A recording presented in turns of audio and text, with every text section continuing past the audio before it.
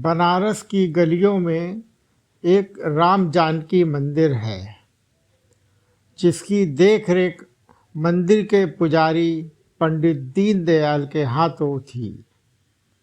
पंडित जी भी अपनी पूरी जिंदगी इस राम जानकी मंदिर को समर्पित कर चुके थे।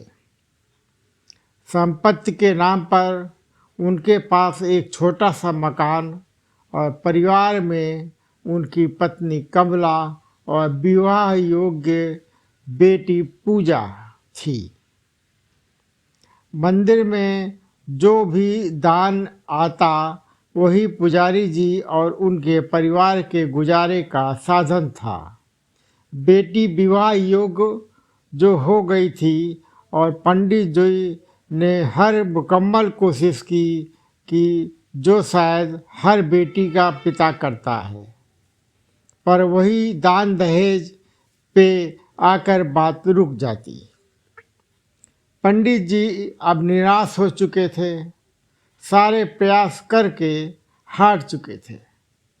एक दिन मंदिर में दोपहर के समय जब भीड़ ना के बराबर होती है, उसी समय चुपचाप राम मंदिर की प्रतिमा के सामने आंखें बंद किए अपनी बेटी के भविष्य के बारे में सोचते हुए उनकी आंखों में आंसू बह निकले।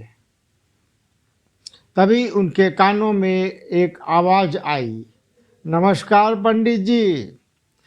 झटके में आंखें खोली तो देखा सामने एक बुजुर्ग दंपत्ति हाथ जोड़े खड़े थे। पंडित जी ने बैठने का आग्रह किया। पंडित जी ने गौर किया कि वह वृद्ध दंपत्ति देखने में किसी अच्छे घर के लगते थे। दोनों के चेहरे पर एक सुंदर सी आभा झलक रही थी। पंडित जी, आपसे एक जरूरी बात करनी है। वृद्ध पुरुष के आवाज़ सुनकर पंडित जी की तंत्रा टूटी। बोल उठे, हाँ हाँ श्रीमान, कहिए। उस पर वृद्ध आदमी ने कहा, पंडित जी, मेरा नाम विशंभर नाथ है। हम गुजरात से काशी दर्शन को आए हैं। हम निसंतान हैं, बहुत जगह मन्नतें मांगी, पर हमारे भाग्य में पुत्र पुत्री सुख तो लिखा ही नहीं था। जैसे बहुत सालों से हमने एक मन्नत मांगी हुई है, एक गरीब कन्या का विवाह करना है, कन्यादान करना है। हम दोनों को तभी इस जीवन को कोई सार्थक पड़ाव मिलेगा। वृद्ध दंपत की बातें सुनकर पंडित जी मन ही मन इतना खुश हुए जा रहे थे जैसे स्वयं भगवान ने उनकी इच्छा पूरी करने किसी को भेज दिया हो। आप किसी कन्या को जानते हैं पंडित जी, जो विवाह योग्य हो पर उसका विवाह ना हो पा रहा हो? हम हर तरह से दान दहेज देंगे उसके लिए, और एक सुयोग्य वर भी है। वृद्ध महिला ने कहा, पंडित जी, बिना एक पौल गवाए अपनी बेटी के बारे में सब विस्तार से बता दिया। वृद्ध दंपत्ति बहुत खुश हुए। बोले, आज से आपकी बेटी हमारी हुई। बस अब आपको उसकी चिंता करने की कोई ज़रूरत नहीं। उसका विवाह हम करेंगे। पंडित जी की खुशी का कोई ठिकाना न रहा। उनकी मानो मनचाही इच्छा जैसे पूरी हो गई हो। विशंभरनाथ ने उन्हें एक विजिटिंग कार्ड दिया और बोले, बनारस में है ये लड़का, उसके पिता के ऑफिस का पता है ये।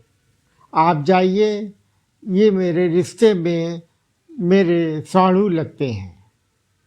बस आप जाइए और मेरे बारे में कुछ ना बताइएगा, मैं बीच में नहीं पढ़ना चाहता। आप जाइए, खुद से बात करिए। पंडित जी घबरा कर बोले, मैं कैसे बात करूं? ना जान न पहचान, कहीं उन्होंने मना कर दिया तो इस रिश्ते से के लिए तो क्या होगा? वृद्ध दंपति ने मुस्कुराते हुए आश्वासन दिया कि आप जाइए तो सही। लड़की के पिता का स्वभाव बहुत अच्छा है, वो आपको मना नहीं करेंगे। इतना कहकर वृद्ध दंपति ने अपना उनको अपना मोबाइल नंबर दिया और चले गए।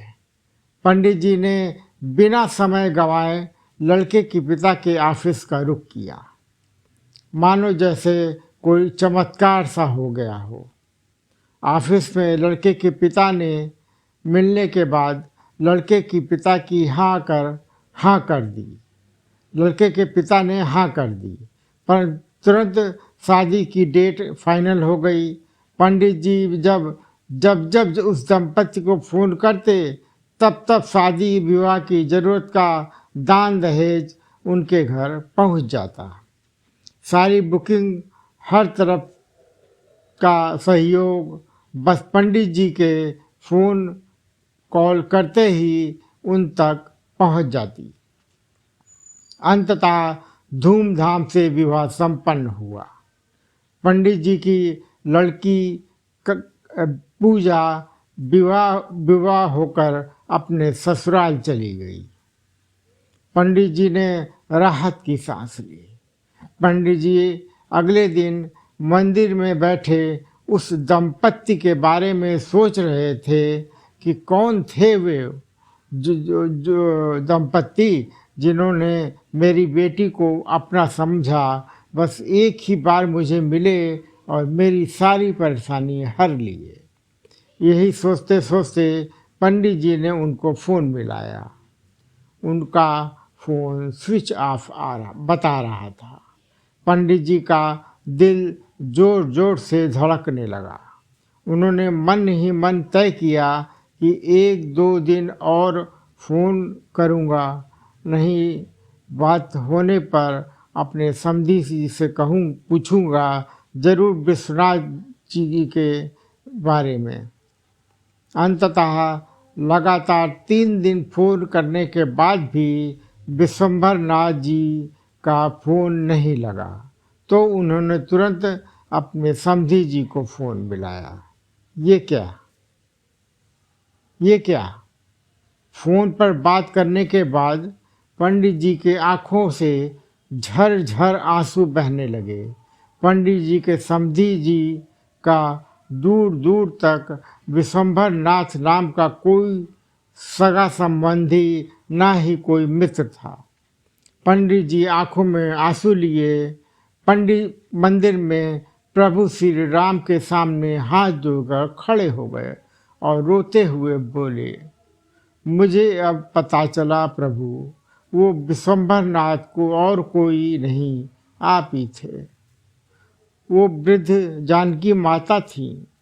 आपने मेरा और मेरी बेटी का कष्ट देखा नहीं गया तो दुनिया इस बात को माने या न माने, पर आप ही आकर मुझसे बातें करके ही मेरे दुख हर लिए प्रभु। राम जानकी की प्रतिमा उसे जैसे मुस्कुराते हुए अपने भक्त पंडित जी को देखे जा रही थी।